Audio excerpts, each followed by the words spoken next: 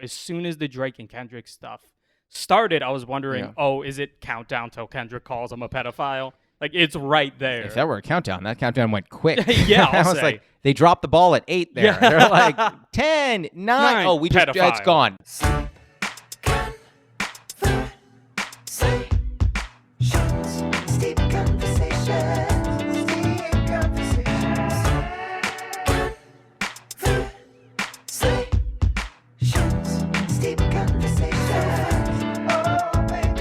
I feel like stand-up, when you're doing it well, it's like a mixture of thinking at a super high level, but also not thinking at all. Where part of your brain is like, okay, I could put this joke in. They didn't like that, so I'll try that. Wait, they like dirty jokes, so maybe this, but that joke's too dirty. But then also like be out of your head too. Too dirty. I'm dying to. I'm never gonna make you tell your own jokes here, but I'm like dying to know the joke that you tell where you go, definitely. I don't dirty. think I have any jokes that are too dirty. Yeah, because I feel like I know. I don't know all of your stuff, but I know a fair bit of it, and it's always very fun. But like I can't think of anything in my head where I'm like, Drew said what? The hell is wrong with him? Ew. By the way, is this the podcast yet, or are we still just chatting? Yeah, guess we're on. Oh, okay. See, I thought you were going to be like, okay, now we're starting the podcast. Well, I think we have. Well, now that we have started, how does it feel being in it? You've been in it for a minute. I feel bamboozled because I didn't know I was being recorded yet. I feel violated. Well, here's the thing. We were going to ask you for your credit card number, but you then had to ask if we're in it, and now I can't do it. Oh, shit. But this is as good a time as any to actually introduce the tea we're drinking because now we're in it. So for those of us steeping at home, because our steepers steep at home with us because they're lovely people, we are drinking Bird & Blend's Deckchair Dreaming, which is so good. It's kind of like a fruity chamomile energy. It steeps at boiling. I steeped it for 7 minutes. It's an steep however your heart desires. How are you liking it? You've already tried it. Yeah, I like it a lot.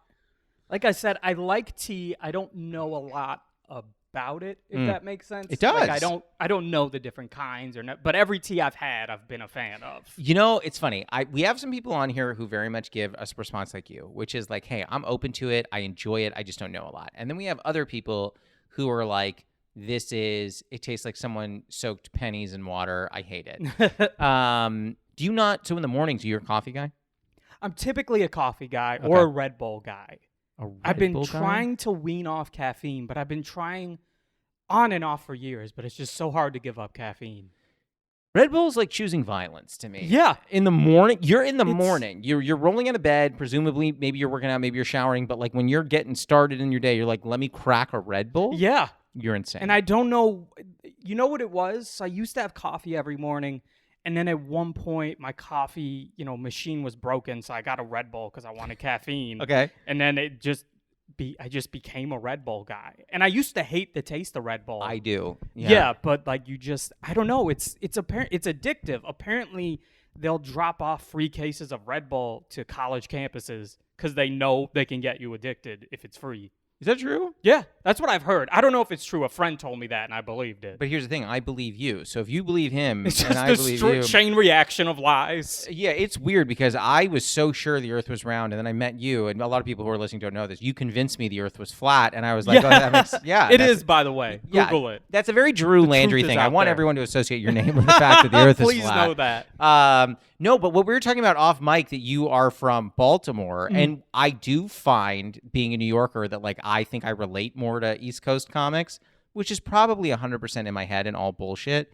But I feel like anytime I meet an East Coaster, I'm like, oh, what up, real Coast? How are you? You know, like that. I get that. Like, how long have you been out here? I've been out here. I came here in late 2016, so 8 years. Long? Yeah. Or not? Wait, no, late 2015, so almost 9 years. Okay. Okay. I don't consider myself an Angelino. I like it here very much. But if someone's like, what are you? I'm like, a New Yorker. Do you consider yourself an Angelino, or you're like, I'm Baltimore pride? Or going back to Chicago? Honestly, it's weird. I consider myself Baltimore. I consider myself an East Coaster. Okay. But if I had to choose, I think I prefer living in LA. I mean, how can you? It's easier. Yeah, I love it here. Life is easy here. There are no flaws to living here. Yeah, Nothing. Absolutely not. Like you can like people are like traffic. I'm like, yeah, more of an opportunity to take in the city. You know what I mean? That's what I'm doing. I'm just lowering my windows. I'm like, L.A., you know? I can't get enough of it. The 405 just is beautiful. It's scenic. It really is. Yeah. I mean, like, I've given up. I've given myself to the issues of LA. I've given myself up to it. You're happier when you do. I really don't.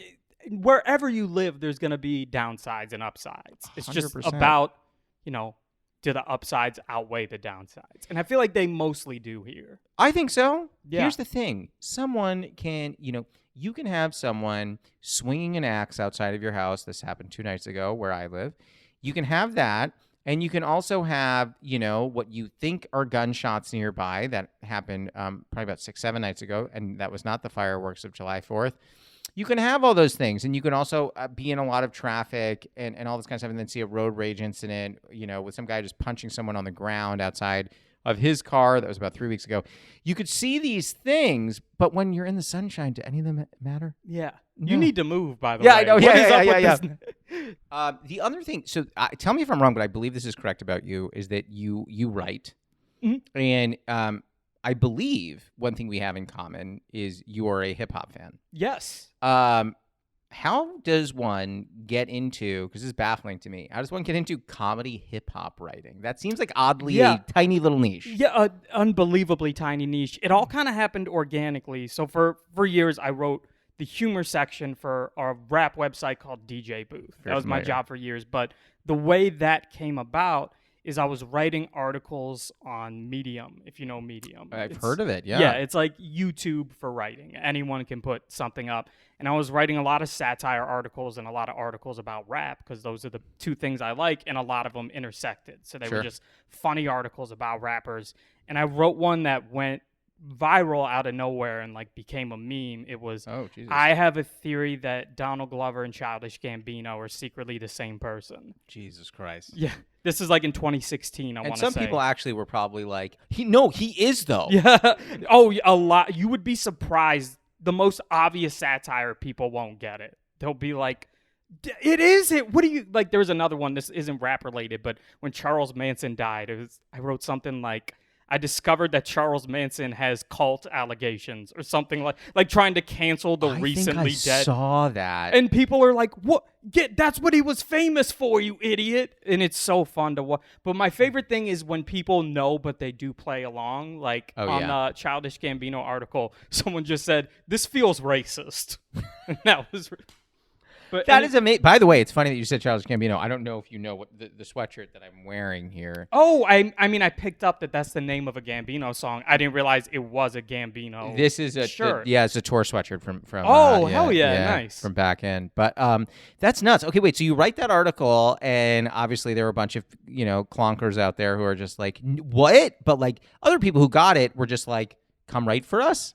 So DJ Booth found the article, and they emailed me, and we talked on the phone, and they asked me if I wanted to start and write their humor section, and that's kind of just how it started. You were starting their humor section. Yeah, because it was mostly just a not typical, but a normal music website with interviews and reviews of albums and a lot of think pieces. They were known for their editorials and think pieces, but they didn't have satire articles and asked me to start a humor section. And that's so it all kind of fell into place organically. I can't believe that it's one thing. It's already a compliment if someone's like, come write for our humor section. Is that a compliment, not a whole other level when someone's come start our humor section? You're like, I'm so good. They want to build their foundation on me.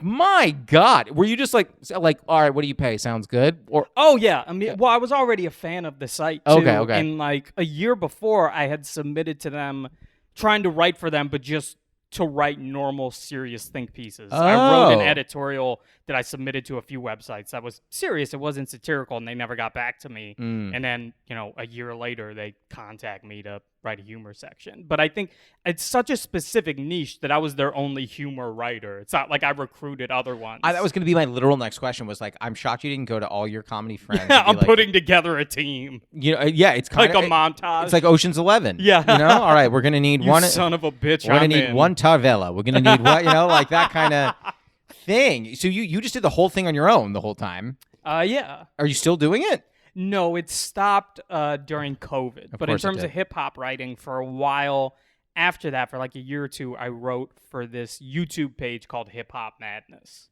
Wait a minute. I think I know that too. That sounds super familiar. I love hip hop. It's like video essays and stuff. Yep. Definitely seen that. And so were you writing satire for them too? Oh no, those were just normal video essays. Oh, you're like, okay, let me actually talk you through the Drake and Kendrick beef. Like, let me take you stuff like that, or the Drake and Meek beef, or the Drake and Travis beef, or the just everybody hating. Yeah. I was gonna say. I mean, listen, they say that you die a hero or you live long enough to be Drake. I mean, I think that's what people. That's the quote. That's what people say. Yeah, I think.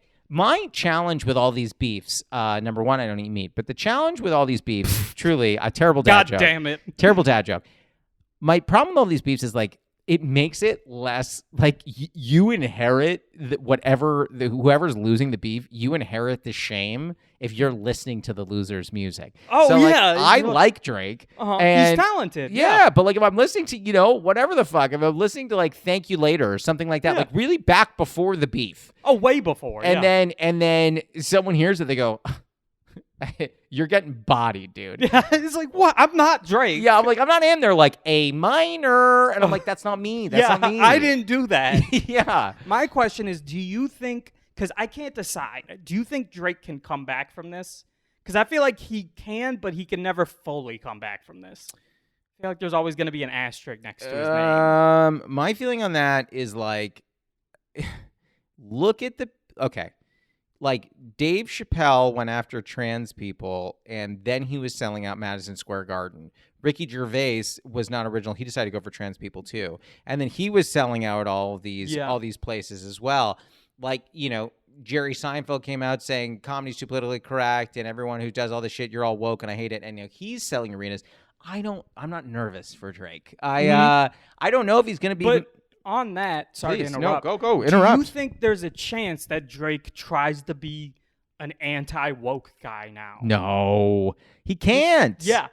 Can he? I have no idea. You think the reason I think it's wild is because there have been plenty of celebrities that obviously came back from these things that were accused of, awful things or did awful things. Right. But to me, it's a different level when there's a catchy song about you being a pedophile. You know that, like, my mom knows this song. Yeah, they're not like us. The problem with They're Not Like Us is like it's people don't listen to it because it's a diss track. They listen to it because it's good. It's good. It's catchy. It's really funny. It's like, it reminds me of like Ether was a track where people weren't listening to Ether. For those that are not familiar, like the original, not the original, but like one of the biggest rap beefs in history was Jay-Z and Nas. Mm-hmm. Every song, Takedown, every song, Takeover. Every song in that beef was great, amazing. Yeah, like you made it a hot line and made it a hot song. Oof. Like, I mean, come on, like that, all this stuff. It was so amazing, and you listened because the songs were good. A lot of the diss tracks now these days are bad, but like They're Not Like Us. Yeah, it's great. It's really catchy. My jaw dropped when I heard the A minor line. I mean, it's phenomenal. Because I don't know if you felt this way, but I've been a Drake fan for years, but I'd heard the rumors about him being a creep for years. So as soon as the Drake and Kendrick stuff started, I was wondering, is it countdown till Kendrick calls him a pedophile? Like, it's right there. If that were a countdown, that countdown went quick. Yeah, I was like, they dropped the ball at 8 there. Yeah. They're like 10, 9. Oh, it's gone. Yeah, he's at Millie Bobby Brown. He's done. Yeah. But I'm trying to think. I don't know if and this may be my own ignorance of your material. Do you do jokes about hip hop? I do a few. I used to do way more, but then people would lovingly like do bits to me about how I have too many bits about hip hop. So I tried to like scale it down a tiny bit. People would do like audience or like comics? Oh, comics. Like they'd get on stage and be like, whatever. Can't wait to hear Drew's Eminem joke tonight or stuff like that. Friends of mine, like good-natured roasting, but I wanted to prove them wrong. Yeah, if that makes sense. Yeah, you would pick up the mic, look right at him, and be like, "Fuck you, Andy Ryder," and just and get that out. No, that I have that issue. I mean, I remember once someone came up to me, a comic who I was not friends with, mind you, by the way. I was out of town. We had no relationship with this person. I just met them in the green room. And they go, "Oh, you do a lot of jokes about your life, huh?" And I was like, "What do you, should I do them about your life?" I said, what were you hoping for? They were like, "Oh, just like there's nothing wrong with it. It's just like a lot of anecdotes." And I was like, "Okay. Great. I don't know what," and I literally said this. I go, "I don't know what to take from this interaction." Like, what do you want me to say? What an insane note. I don't know. Like, what do you do? What do you do? I don't know. I stopped doing these like rando jokes because, like, not rando jokes. I stopped doing jokes that didn't have anything to do with me because I saw a comic who I'm not going to name who stole a joke of mine and did it almost word for word, but made it so much worse. Oh, and I was just like, no, that's my joke. And I was like very annoyed. And a friend of mine was just like, "Hey, happens, write a better joke." And I was like, "Yeah, like I don't want to fucking do that. I loved that joke. So if I just write jokes about myself, you want to ideally have jokes that only work when you tell them, right? Yeah, because it's about you, right? That joke was amazing, and someone stole it. Do you think about that when you're writing jokes, or you just go like, "Fuck it, write whatever I want"? I've come up with jokes that I liked, but I just realized there's no way this hasn't been said before. You know what I mean? Sure. Where it's just like I feel when a joke is too easy to come up with. Does that make sense? Where you're like, there's no way I'm the first person to say this. I'm afraid of parallel. I'm afraid of looking like I stole something. Yeah, but I thought your joke about dating and then your other joke about airplanes were both like so about how dating's hard in LA. Yeah, of course. And then I'm the first person to say that, by the way. No, and I think the only. I've not heard it. Yeah, it's a scolding hot take. It is burning my mouth. Someone had to finally say it. Yeah, and I remember you talked about airports, and I was just like, this guy. He's tapped into the human psyche. Yeah, in a way no one else has. His finger's on the pulse. But yeah, I used to have a joke that was about airports. It was about TSA, and the punchline ended in like the last punchline was a meta thing, making fun of myself for doing a TSA joke. Oh Jesus! But when I would do it in front of a lot of comics, I would understandably, justifiably lose them before I got to that punchline and couldn't win them back, just because it's like, dude. Another TSA joke, like, come on. The other thing, by the way, that and we do a little research on our guests ahead of time with my lovely producer, and the thing that I did not know about you, and please tell me if this is wrong, that you right after graduating high school went on tour. Yes, yeah. Now, maybe I have the comic wrong here. You went on tour with Carlos Mencia? Yes. Okay. Which I know is very controversial. Well, what's your you know the guy. I mean, how many dates did you do with him? I know him. I toured with him for years on and off. Are you serious? Yes. So I met him when I was 17. He came to a club in Baltimore, and I was at the club, and we ended up talking, and he thought it was cool that I was a 17-year-old doing comedy. So he asked if I wanted to do a guest spot in D.C. the next night. So I do the guest spot, and then he said that when I graduate, he wants me to take me on the road because he really liked my stuff. So I graduated. He took me on the road on and off for years. And it's interesting because when in case you don't know, I'm sure everyone knows. Give some background.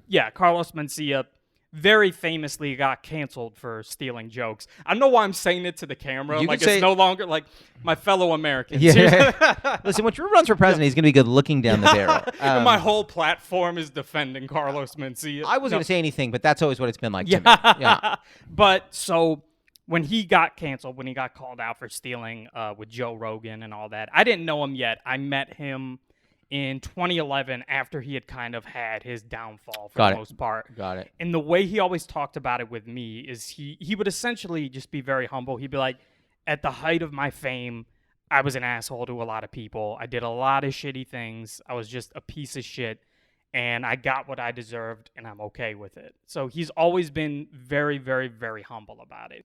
I would have thought he would have been like, I didn't do that. I didn't steal jokes. That's all bullshit. But he literally just goes, yeah, I did it, and I'm sorry I did it. He never straight up told me he did it or didn't do it. He just said he was a prick and was awful to other comics. Interesting. I feel like a lot of things in the world right now don't allow for gray area. Exactly. There's no nuance. There's no nuance because here's the thing. From what you're describing to me, it seems like it's fair for there to be a place where you can say, I agree with you. I think that, like, from what I've heard, I think you were a dick, and I think what you did was terrible, but also seeing the way that you are handling this and the way that you're responding to it and the way that you're growing from it, I don't hold any of that. Exactly. I can make space for that and make space for the fact that it seems like you have really you've done a master class in how you've kind of grown and come back from this. He truly has. Yeah. I've never seen anything like it. It's really admirable, and a lot of people don't know just how much he helps young comics or loves to help young comics. Like, there's a lot of great comics that he, for lack of a better word, this might be the wrong word, but helped out and took on the road. Like Joe Coy, Brad Williams. I didn't know that. Yeah, Pablo Francisco, a bunch of others. I'm drawing a blank right now. Big names, yeah. But yeah, I'll always defend him. I will never defend joke stealing, obviously, but I'll defend him as a guy who accepted the consequences of his actions and was, didn't make excuses for himself. The issue is that no one makes space to hear the part of the story. Not that it's not your responsibility to tell it, exactly. But no one makes place for the idea that there could be more to the story than they know. Yes, or no one wants to make space for the apology. A lot of people like living in a world where he never apologized and he doubled down and he's an asshole who still denies it, but that's not the truth. But people don't want to hear that because people, and this isn't just with Mencia, this is just in general, I think when we decide someone is a villain, we don't want to change our mind. Or when we decide someone's a good person, we have an idea of somebody and we're just like, I can't ever change that. Well, because I think that people, this is my own take, but I think that what people must think is, if I thought this person was a hero and now I think they're a villain, or I thought this person was a villain and now I think that they can be good, people tend to think, oh, this means that I have to say I was wrong. Yeah. Which it doesn't mean. It literally just can mean your opinion changed. And not only that, but we have the right to be wrong. You know 100%. What I mean? Listen, being in a relationship, I know I'm told I'm wrong all the time. There's nothing wrong with being wrong. If being wrong were a job, I'd be a billionaire. Yeah, I'm the Michael Jordan of being wrong at things. Listen, I would say I'm more the LeBron. Like, I'm not the GOAT, but like people talk about me. People compare you to me with being wrong. They're people have said he's not as wrong as Drew is. You're like, you're close to Drew. You just miss it. I'm like, damn it. No, but I think that it's interesting also when I look at, and again, please correct me if any of this information is wrong, but when I look at the people that you have toured with, they're all dramatically different. Yeah. So, like, the names that I know of, and again, tell me if these are wrong, but, like, you went from Carlos Mencia, Dana Gould is in there, and Eliza Schlesinger is in there. 3, I would argue, people, you could not find 3 more different personalities than those 3. My interactions, I've met Dana once. It was nothing but like, super friendly. He was just, like, a very nice guy, very humble, was, like, kind of there to do his thing. You know what I mean? Yeah. Eliza was the most all business kind of person I've run into in a long time, which doesn't mean that she's not a good person, not friendly, not funny. It means that, like, she was not there to make friends. She was there to do a job. She did her job and she got out. Yeah. I'm curious from your perspective as someone who had a closer, I don't know if you toured with the other 2 as often as you toured with Mencia, but, like, what were the differences with those 2? Big differences, not just with how they approach comedy, but just the audiences too. Like, the audiences for all 3 couldn't be more different of crowds. I assume you took lessons from all of them. Oh, 100%. Both from advice they'd give or just, like, watching them work. I remember with Eliza, I had this joke that was my closer. It was a story, and the last punchline would get a huge laugh, like an applause break, a great closer. But the last part of the story wasn't true, so then I'd add a tag where I'd be like, nah, that last part wasn't true. And it would get, like, a mild, like, but Eliza would be like, you don't need to say it's not true. Just end on the big laugh. They don't care if you say if it's true or not. And I thought that was interesting. That was helpful. It's great. And I'm guessing when you started doing that, like the applause and the laughter carried you off the stage. Exactly. Yeah. And it was basically like, you could have been carried by this applause. You don't need to step on your own momentum. Going from all that shit, I also wonder, because you and I do a lot of, we do the same shows and the same mics and all this stuff. LA is not that big of a city.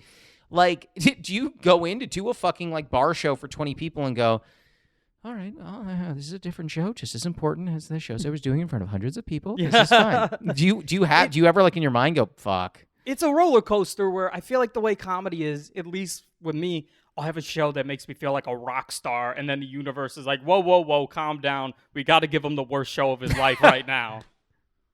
I did a show for, it was like 250 people, and I was like, I felt like I was king of the world. Okay? Yeah. I did 20 minutes in front of this group. They loved it. I loved it. We were in sync. I was like, this is why I do this. I'm not kidding when I tell you a week later, I did a show at, where was it? It wasn't the Hollywood Hotel, but it was just the same. I kid you not when I tell you none of them were facing me. Oh. And one person looked at me during a joke that was wonderful, looked at me for a second, thought about it, and then decided to turn back around again. And I was like, this is great. That is soul crushing. I will say, shout out to the Hollywood Hotel, Mike. I always said every time I was at the Hollywood Hotel, it was the new worst set of my life. It's like, I've probably already had the worst set. Nope, it's tonight. No, it's here. It's here now. Rafa's was another place I would just have the worst sets of all time. Years ago in Baltimore, I did 2 shows in this club as the host, back to back, like 7 p.m. and 9 p.m. Sure. And the 7 p.m., not exaggerating, one of the best shows of my life. 9 p.m., not exaggerating, one of the worst bombs of my life. And it was the same thing where after the first show, I was like, this is why I do it, man. I keep getting better. This is such a good feeling. And then after the second show, I'm like, I think I'm going to kill myself tomorrow. Yeah, and I'll bet it was the same material. It was the same exact material, same sized crowd. Yep. Like, just, I don't know. Sometimes a crowd just doesn't like you, Yeah, I mean, I relate to that crowd. Yeah. Specifically your late crowd in that show. No, I'm kidding. No, it's tough. Also, like, I don't know how often you're doing this with your comedy. But like when you bare your soul on stage, if you bare your soul on stage, you really go deep, and you're just like, hey, like this is my life. I've done this. Like I in my set right now, I talk about going to therapy from having PTSD, like all this stuff. And man, bombing with that shit, you're just like, yo, they don't fucking like me. Yes. It goes from they don't like my jokes to they don't like me. Yeah. Yeah, when you do, it's so difficult doing vulnerable material like that, because when it bombs, it's 1,000 times worse. Or the worst thing of all time is when you get a, aw. You're like, oh no, this is becoming a one-man show. Don't awe me. Yeah. I don't want awes. That's literally the opposite of what I'm trying to do. That's the last thing I want to hear. Yeah. Like, if you feel bad for me, I'm not doing my job. Just don't laugh. I'd rather hear silence than an awe. Yeah, I'm used to hearing silence. Yeah, like it feels safe to me. It really it's does. Home. I hate to say this because I want to keep talking, but we should probably get to the first segment. Are you ready for the newly friend game? So the first segment is the newly friend game. It's like the newlywed game, but we're friends. Pick up your whiteboard there, and I have that paper towels to help you erase. Cool. So the way this works, I'm going to ask you a question. You're going to write your answer down. Don't say it out loud. I'm going to write down what I think your answer could be, and we're going to flip our boards and see if we got the same answer, and then we'll do the same question for me. Does that make sense? Yeah. Awesome. So the question for you, because I don't often get hip-hop fans on the podcast, so I'm going to tap into the hip-hop piece because I also love hip-hop. So don't say it out loud. Write it down. If you were starting the Landry Fest, your own festival, you could have it anywhere. It's a big music festival, and you need to pick your hip-hop headliner. Without saying it out loud, write it down. Who are you picking? 1, 2, 3, flip. Oh, you said Lil Wayne. I said J. Cole. Ugh, okay. I do love J. Cole, but I just don't feel like I was close. So tell me, so Lil Wayne is an interesting choice. Lil Wayne obviously had one of the hottest heaters in history. Mm-hmm. He went full Trump. Did that affect your Lil Wayne fanhood? A little bit. Oddly enough, not as much as it did with Kanye, but I think Kanye, and granted, Kanye's a Nazi now. That's like the Trump thing. We're well past that. Yeah, oh, sure. The Wayne thing is weird, and there's something dark about it in that Trump gave him a pardon. He was facing like 10 years in prison for gun charges for like an unregistered gun. I don't think I knew that part. Huh? I don't think I knew there was a pardon involved. This is almost becoming a conspiracy theory. This is a theory I have. There are lyrics at the beginning of Trump's term, small like little lines where Wayne is criticizing Trump. Sure. And then in 2020, he became a Trump supporter and got a pardon. My question, I wonder if Trump told him, I'll pardon you if you endorse me. Jeez. I have no idea, by the way. That's a theory. Yeah, and by the way, on your Kanye comment, I won't listen to Kanye anymore. I've taken him on. I used to listen to him every day. Oh, he used to be my favorite. Yeah, can't it's so can't and won't. Yeah, interesting. I did not think about the fact that there's a pardon involved. You know, it just struck me as weird. It struck me as weird. Is. Yeah. I think the other thing is, and this isn't an insult to him, I don't care that much about Lil Wayne's political opinions. You know what I mean? Sure. I regularly say in our house a line that both of us repeat. Me and Jess, we go, "What's his name? Not important." And just like because it's just Crazy Town. It's on Truffle Butter. If anyone wants to know where that's from, go listen to it. Interesting. Okay, but you said you do like J. Cole, so I wasn't so far off on J. Cole. All right, so let's do the same question for me. So you can erase that answer. You know. I here's what I'm going to tell you. I think I'm going to give you a hint. And it's not a big hint. It's a very little hint. I'm going to tell you this. Because well, you know what? No. I'm not going to say anything. I'm not going to give you any hints. I lied to you. Okay, got it. I'm going to put it in parentheses because I think this is what And this is same question, but for you? Who I would have headline my festival. Got it. 1, 2, 3, Philip. Oh, you said Chance the Rapper. Yeah. Okay. So I said Andre 3000.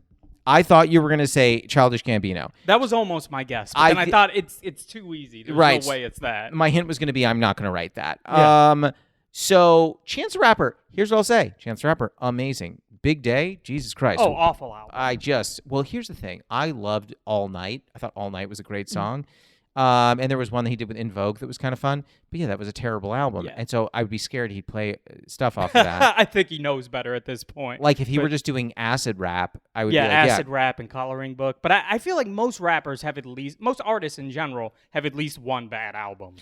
Yeah, I think that's true. I don't think it's as maligned as that one. No, there are very few albums that are as bad and hated as The Big Day. And I say that as someone that loves Chance. I love Chance. I still love Chance. And I think he's coming back. You know, once he got divorced, we're going to get old Chance again. Yeah. New wife, new life. But I chose Andre 3000 because I think that in the conversation around hip hop now, I feel like people just tend to forget how good Outkast was. I think amazing. There's revisionist history where everyone's like, who's your top 5 favorite rappers? And people are like, okay, it's Tupac, Biggie, Jay-Z, Lil Wayne, Kendrick Lamar. You know, no one's saying MF Doom. No one's saying Outkast. No one's saying any of that. Those names don't come up anymore. No one's saying Rakim. None of that. Now it's all the same names, you know. And I'm a New Yorker, so I am also going to throw DMX in that list. Yeah. Like no one's throwing that stuff in there.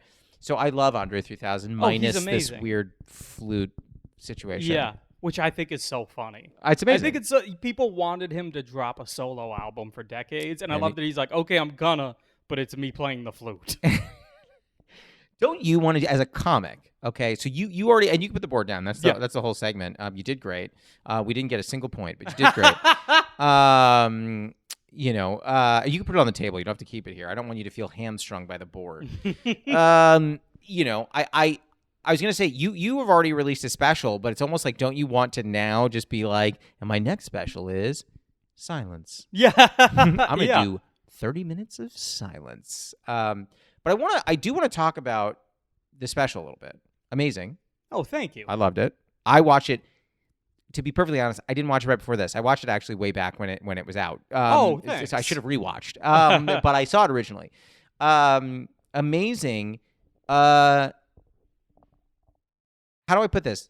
How the fuck did you choose that topic and you're like, I'm gonna go all in on this? That's fucking insane. It is kind of insane. And sorry for those listening at home. Can you just tell them a little bit about this special? The premise of the special, it's called All My Friends Are Dead, and it's about it's what it sounds like. Yeah. By the way, that's a hip hop reference title. That's a reference to Lil Uzi Vert. Oh Jesus! Push me to the edge. All my friends are dead. I was wondering if anyone would catch it. Well, clearly I didn't, and I wish I had. But I also just thought it'd be a sorry. funny You know title. what? Our producer Jude just raised his hand. He got it. See. I like him. Mm. So it's what it sounds like. I had 2 best friends since childhood, Yep. and they were twins, and they both passed away. And it's the whole special is about them. It's like about their deaths and a tribute to them. So their names were Tucker and Ellie. Tucker passed when I was 8, made me and Ellie closer, and she was like a sister to me. And she passed in 2021, so when I was 28. And when she passed away, I started writing a lot of jokes about her death. Not because I wanted to make a special about it, but just because, you write jokes about the things you're thinking about. Yeah, I would do that. So I was writing a lot of jokes about it, and I think I had gotten enough material out of it. So I put all the material together and made a short form special with it. Was there no part of you that was like, there could be backlash? Me talking about two friends that died as comedy. The only reason I wasn't concerned about that is because I'm friends with their family friends. So I got their family's permission. I'm close with their sister and their mom. Okay. So I called their sister and their mom and ran the idea by them and was just like, would you be insulted? Is this okay? And they both liked the idea. Oh, wow. So because of that, I wasn't afraid of, pissing people off. What was any part of the equation as you were thinking about doing this, like, will this like be my brand as a comedian now? Is like, I'm the edgy, I'm the darker comic, I'm the edgy comic, I'm the moody comic. Yeah, that was definitely a concern. A bigger concern is this special has moments that, for lack of a better word, get kind of poignant or sad just for a second. It's not like a one-man show, but for like 5 seconds, it's kind of poignant. I was afraid of something kind of different where people would see that and think all my comedy is like deep and poignant. So and you were the Hassan Minhaj of White Boys. Yes, exactly. Mm-hmm. Yeah. That someone would see me live after seeing that special and expect deep shit about trauma or something. I'm just talking about Eminem and dicks. And yeah, I stuff mean that's like what that. I'm always waiting for. Yeah. When I see you. Yeah, I mean I think there's like what I like about what my experiences with you as a comic is like there's kind of nothing off limits. You've talked about like bipolar on stage. I've heard you talk about that, and I hope that's okay for me to mention. Oh yeah, here. Of course, yeah. How dare you? I'm a piece of but like you never get into these topics in a way that feels super heavy. Like I never feel like you're talking about this stuff and I'm like, I gotta fucking put on my trauma vest for this shit. Like it's never like that. And that I've tried to make sure it's not like that. I never wanted it to feel like a one-man show where it's like this is the part where he gets sad and tears up and we all get emotional. Tuesday, 4 p.m. Yeah. I walk in. Yeah. Exactly. Yeah. But no, that going back to touring with those guys, that's actually a note Mencia gave me. The story about going to the mental hospital. That's in the special, but that's a joke I wrote in like 2013-ish, I think. But like, it was a very rough joke, and I tried it on a show with Mencia, but I was doing the deep thing where I was talking in my normal way. But then when I got to the mental hospital, I like slowed down and I got real because this is a serious story, and it completely killed the set. Like, destroyed the energy. It was a disaster. And Mencia goes, if you're going to talk about something that's really dark, personal, depressing, deliver it like it's any other joke. Because he had a joke he was doing at the time. And I think it's fine to say this because he put this in a special. He had a joke about getting abused by a priest. Oh. And it was really dark. And it was the funniest thing I've ever seen. And I was like, how the fuck did you talk about that and make it funny? He was like, if you just talk about it like it's any other topic, don't tell the audience it's about to get real sad. So that's what I tried to do with the special. That is like really great advice. I for a while had a very dark 15-minute set after my dad died because I was like, my dad would have wanted me making jokes about that. Yeah, oh, exactly. You know what I mean? Very similar to what you were talking about. So I was like, oh, I'm going to get into this. But like a lot of people will just pull back. Yeah, and on a human level, it is hard to talk about it on stage without getting emotional. So there's even a little bit of acting to it, but instead of it being like, a play where you're pretending to be sad, you're kind of pretending to not be sad about it so you can get them on board with the joke. Yeah, I think doing jokes about my dad's death helped me deal with it. Oh, it totally does. Yeah. It was my way of processing it. Yeah, and then people like get all weird about it. When people come up afterward and be like, I'm so sorry about your loss, I'm like, did you do it? Turns out they did. Yeah, exactly. I was like, you've been doing comedy to find your dad's killer. yeah, you put pancreatic cancer into him? We got him. Fucking monster. I do think that your story in particular about you doing stand-up at a mental hospital, the thing that I love about that story is like, let's go back to what we were talking about earlier, when you're like, you want your jokes to be jokes that only work when you tell them. Mm-hmm. Who the fuck's going to have that joke? Yeah, that's true, yeah. Like, what a fucking good... I'm not trying to like make light of your history. What a fucking good premise to have, you know? And I mean, and it's true for those of you that are watching. When I was in the mental hospital, I mentioned that I did stand up, and one of the counselors thought it'd be a fun idea for me to do stand up doing group therapy, and it was terrible. It was awful. You know, you can't win. But every I mean, audience. There's no world where that would go well. Imagine if I was like, and then I destroyed. It was the best show of my life. Well, how many people were even in that room? Yeah, like, I want to say like 10. Yeah, so here's the thing. I'm going to say, for people that are listening that are not comics, you need to understand this.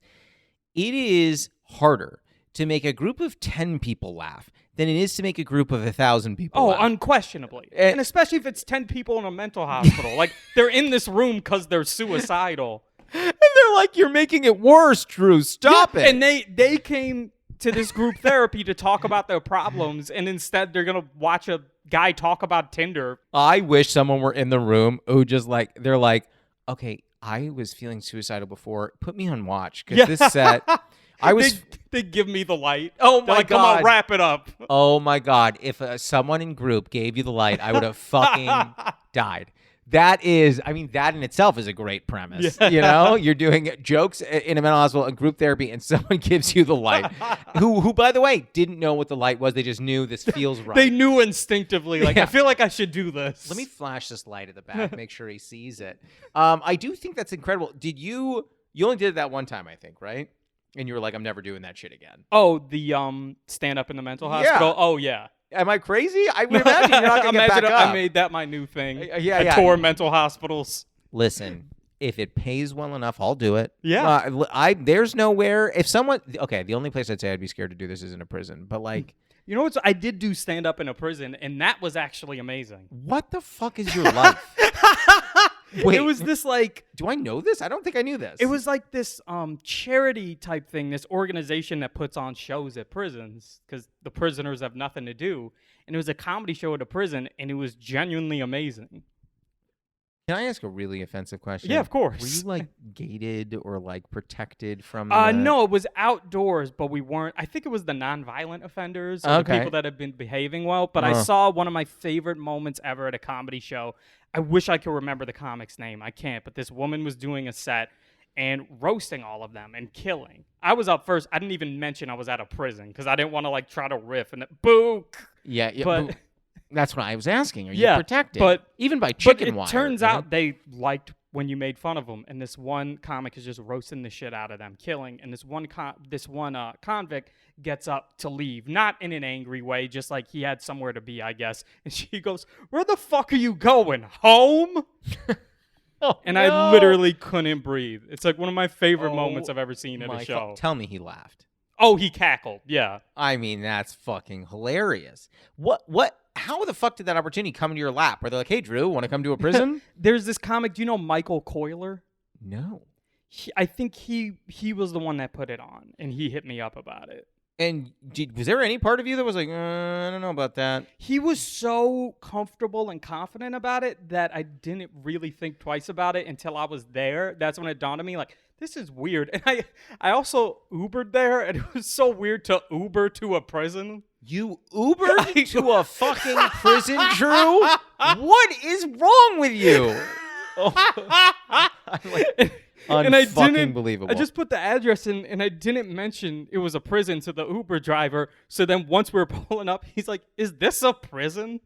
I'm like, "Yeah." And I mentioned, I was like, "I'm here for a comedy show." He's like, "You're here for a like everything I said made it more confusing for him. I also find it difficult to imagine, and please tell me if I'm wrong, that calling the Uber to get back from the prison was a hard car to get. Like, who the fuck is like, "Ooh, no, I don't think so." Who escapes from prison that easily, but then takes an Uber? I would die. If someone was like, yeah, I just broke out. Yeah. Sorry, I do need to make a stop. I know I put in just one stop. It's on the way. No, another one, the comics gave me a ride home. But I didn't, on my way, I gotta wipe my tears. That made me laugh really hard. But on my way, I had the thought, like, it's going to be really weird if I just try to Uber back. Yeah. I cannot even fucking believe that. How recently was this? Was this like the past 5 years? This was 2019. So yeah, 5 years ago. That feels like yesterday, but I know it's 5 years ago. That is unfucking believable. I feel like there's nothing we're going to ever talk about that's better than this. So I feel like we should jump into the lightning round. Are you ready? Yeah. Okay, this is the lightning round. It's 5 fast questions. They do not at all have to be fast answers. They're the last 5 questions we end every episode with. I put this on an index card because this is as close as I'm going to get to being a late night talk show host. I know all these questions. I could throw this in the crowd. It's a prop. I just like having It's a blank paper. Can I tell you, I also like motioning. I motion with it. That's a big part of it. Okay, so question 1. What is a favorite ritual of yours? So, for example, I love brewing tea. That's a ritual I really enjoy. My favorite ritual is, it goes back to Red Bull, actually, but in the morning on a Saturday and Sunday, I like to sit on my patio, drink a Red Bull, and listen to music. That actually sounds great. Yeah, and just kind of like chill, think. That's my favorite ritual. I love that. I mean, I'll be honest. I can't drink Red Bull, but if you replace that with like an iced coffee, yeah, I'm down. And on a side note, by the way, I recently, in the past several years, learned that as much as I enjoy an iced coffee in the U.S., if you ask for an iced coffee in a lot of places in Europe, they're going to tell you to go fuck yourself. I've heard that. I didn't know it. Yeah, I don't. I guess it's a cultural thing. I don't know. I just wanted to open with that. I wanted to share. I want to put that in the lightning round. All right, question 2. What is a running bit you have with a friend or partner that makes you laugh? Oh, that's hard. Me and my girlfriend have so many. Or we were talking about Grant Mueller earlier. Oh, yeah. So this is a long-winded story. Former comic Grant Mueller. Yeah, former comic, one of my best friends. You ever have a story that's really funny to you and your friend? You don't know if it'll translate? Yeah, my whole life. Yeah. Here's the quick version of the story that became an inside joke. This was, I think in 2019, we're at the comedy open mic at Tao. Oh! And there was a comic on stage who we hadn't seen before or since, who was like in his 70s and was being really funny, but in ways that were on accident. So he was doing really dated premises, not realizing they're dated, and then his setups would get laughs, and he would get mad at the laughter because it wasn't supposed to be funny yet. Like, he starts a joke, he goes, "So CDs, right?" And Grant starts cracking up, and he goes, "Shut up, that's not the funny part." And he goes, "So, did you guys hear about this whole Bill Cosby thing?" It had been, Bill Cosby was like in prison at the time. It had been 5 years since the story. And then he goes even further. He goes, "For those of you that don't know, we all knew it was 2019. Bill Cosby got in trouble because he would bring women up to his hotel room. He would give them a drink that had roofies in it. They'd fall asleep, and he'd fuck them while they were asleep. I've never done that, but I did one time take a woman up to my hotel room, showed her my ID picture, and it was so bad that she fell asleep. What's up with these bad ID pictures?" And then it was a joke about ID pictures. What in the ever-loving fuck? Long, horrifying, unnecessary journey to talk about bad ID pictures. Jesus Christ. So I tell that unnecessary story to say that every now and then me and Grant will just randomly text each other, or we'll text each other, "So CDs, ... Or, "Did you hear about this whole Bill Cosby thing?" Jesus Christ. I fucking love that. It's funny because a lot of people that have not done comedy don't necessarily know that there are a collection of I'm trying to think of like really nice way to put this. A collection of far out people, kind of cuckoo for Cocoa Puffs individuals that like pop up around the comedy scene. Yeah. In the city. Like there are some names that like this is not at all an exhaustive list, but like Mystery Dan, Ohio Dave, Leisure Suit Larry, like all these kind of wackadoodles who are just like, you get this list of people and you're like, it's hard to understand it if you're not in comedy. Like, this is a normal thing. It's characters you run into. Yeah. And they're not being, this is kind of them. And they're weird as shit. Oh, yeah, shit. they're not being Yes. Yeah, They're being sincere. Sincerely wacky. Question 3. What is a very controversial opinion that you have? I think it's okay to separate the art from the artist. Oh. Yeah. Is there a particular artist where you feel okay making that separation? Honestly, Woody Allen is the first one that comes to mind. Now, granted, for years I was a huge Woody Allen fan and in denial about what he did. Oh, I see. And then the documentary came out. If you ever saw it, Allen I did versus not. Fair. It's horrifying. Yeah. But it essentially proves he's guilty, and that's what knocked me out of my denial. But then, like, I rewatched, I think it was Midnight in Paris, like 6 months ago, and I was just like, I still love this movie. Yeah. Here's what's interesting. This is so convenient for me to say. A lot of people that have been canceled recently, I don't love their stuff, so for me, it's not that hard. I regularly make the joke in this house, when there's an artist I love, I go, now, if that person gets in trouble, that's going to really suck for me. Yeah. So, like, for example, right? Like, I'm wearing a Childish Gambino sweatshirt right now. I love Childish Gambino. If he does something really fucking horrible, that's going to really fuck up I'd be devastated. My year. The line I drew for myself, and this is not fair, this is not logical, is that if enjoying the entertainment of the individual is going to put a lot of money in that individual's pocket, I try not to do it. Yes, and that makes sense. That's fair. Right. So, like, for example, I was in an argument with someone the other day because they were like, so you'll listen to Michael Jackson, but you won't listen to Kanye. And I was like, well, number one, if I listen to Kanye, it's going to put more money in his pockets where he can get up and say much more anti-Semitic Nazi shit. Yeah. With a huge platform. Michael Jackson's dead. Yeah. So, he's been for many years. Yeah. What is he gonna do? And it is weird because I say that, but it is a case-by-case basis where I Sure. used to love Kanye. Him, I can't listen to anymore. Mm. So I Me guess either. there are some people where I can separate the art from the artist. Some Yeah. I can't. And there's not really rhyme or reason to it. Just some people I can, like Louis C.K. I thought Louis C.K. was a genius, but it is hard for me to enjoy his comedy now just because so much of it is about jerking off. Yeah, and you're like, you've made it clear you enjoy this. Yeah, he's returning to the scene of the crime.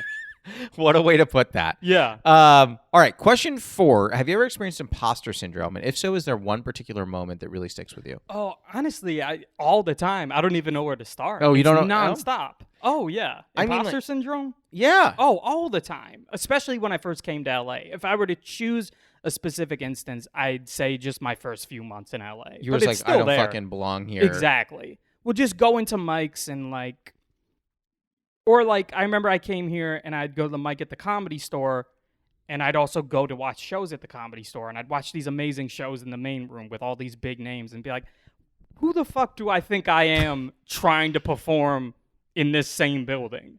There'd be a lot of that. Yeah, I deal with that. I remember I was at the Comedy Store and I saw a set by Greg Fitzsimmons, who I used to watch on Comedy Central, and I was just watching him, and he did so well, and I was just like, oh, yeah, sometimes you'll see a comic so good they make your imposter syndrome worse. yeah, I've seen comics before where I was like, are we doing the same thing? Yeah. Like, what am I doing? It's like you're just in a different universe. Yeah, I either I suck at this or you're great, and my fear is it's both. Yeah. And that's a problem. Please don't let it be both. Yeah, please don't let it be both. Question 5, final question. What is your favorite tea? And I know you're not a big tea drinker, so if not that, what is your favorite comfort? I don't know if this counts, but getting iced tea at a restaurant. Is that a specific? You can do that. With a bunch of sweetener in it. There's no rules here. You're like, absolutely not. I was like, listen, you fuckface. No. I think that's great. So like sweetened iced tea at a restaurant. Yes. Excellent. Do you ever do an Arnold Palmer? Every now and then. Oh, you're too not a lot, too but good for the Palmer? I just prefer normal iced tea. I respect it. Listen, it's a great answer. Well, that's the pod, man. How do you feel? Great. Thank you for having me. Oh this my is God. really fun. Of course, and we'll have you back for a solely hip-hop satirical Yeah, edition. perfect. Awesome. Thanks, man. Thank you. That was Drew Landry. You can find him on Instagram at Mr. Drew Landry and on TikTok at Drew Landry. This episode was produced by Jude Crowner. It was edited by Martin Alvarez. Our theme song and additional music are by Oliver Hymack. Our cover art was done by Neil Fraser with photography by Matt Mazisco. Social media by Dia Villegas. Please write a review and rate our podcast on Apple Podcasts and wherever else you can. You can send any questions, comments, newly friend game suggestions, or tea suggestions to steepcombos@gmail.com or tweet us at steepcombos. I'm Josh Lanzette, and you can follow me on Instagram, TikTok, Twitter, YouTube, and Facebook at Josh Lanzette. We'll be back next week, so until then, happy steeping.